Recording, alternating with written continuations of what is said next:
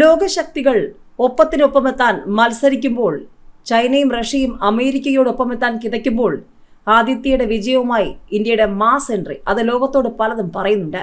1969 America ചന്ദ്രനിൽ മനുഷ്യരെ ഇറക്കിയ സമയത്ത് ബഹിരാകാശ ഗവേഷണത്തിൽ ഇന്ത്യ വളർന്നു വരുന്നതേയുണ്ടായിരുന്നുള്ളൂ.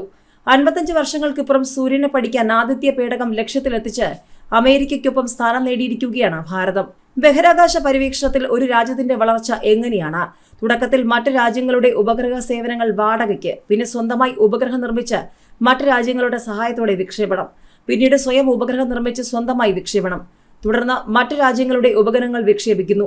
ലോക നന്മയ്ക്കായി ബഹിരാകാശ രംഗത്തെ കഴിവും പരിചയവും ഉപയോഗിക്കുകയാണ് പിന്നീടുള്ളത്.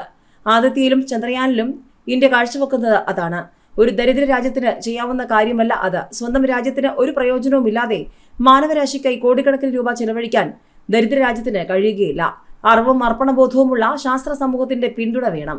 ചന്ദ്രയാൻ 3യും ആദിത്യ L1 വിജയിപ്പിക്കുമ്പോൾ ഇന്ത്യ ലോകത്തെ ബോധ്യപ്പെടുത്തുന്നത് ഇത് രണ്ടുമാണ്. ഇത് രണ്ടും ഇന്ത്യക്ക് കഴിയുമെന്ന ബഹിരാകാശ ശക്തിയായി മാറിക്കഴിഞ്ഞു നമ്മുടെ ഭാരതം.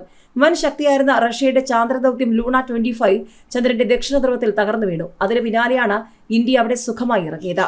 സൂര്യനെ നിരീക്ഷിക്കാൻ യൂറോപ്യൻ യൂണിയൻ അമേരിക്കയുടെ സഹായത്തോടെ അയച്ച SOHO പേടകവും ലക്ഷ്യം കാണാതെ പോയി. അവിടെയാണ് ഇന്ത്യയുടെ വിജയം. ഏതായാലും അമേരിക്കയ്ക്ക് പിന്നാലെ ഇന്ത്യയും വിജയക്കുതിപ്പിലാണ്. ഇന്ത്യക്കാരനെ ബഹിരാകാശത്തെത്തിക്കുന്ന ഗഗൻയാൻ, നമ്മുടെ സ്വന്തം സ്പേസ് സ്റ്റേഷൻ, ചന്ദ്രനിൽ മനുഷ്യരെ ഇറക്കുന്ന ദൗത്യം, ബഹിരാകാശത്ത് പോയി തിരിച്ച് ഭൂമിയിൽ ലാൻഡ് ചെയ്യാനും വീണ്ടും ഉപയോഗിക്കാനും കഴിയുന്ന RLV റോക്കറ്റ് തുടങ്ങി വിവിധ പദ്ധതികളാണ് ഇന്ത്യൻ പരീക്ഷണശാലകളിൽ ഒരുങ്ങുന്നത്. ബഹിരാകാശത്ത് തുടർച്ചയായി കഴിവ് തെളിയിച്ച ഇന്ത്യ ലോക നെറുകയിലേക്ക് മുന്നേറുകയാണ്. അതിന്റെ ഏറ്റവും ഒടുവിലത്തെ ഉദാഹരണമാണ് ആദിത്യ L1 വിജയം.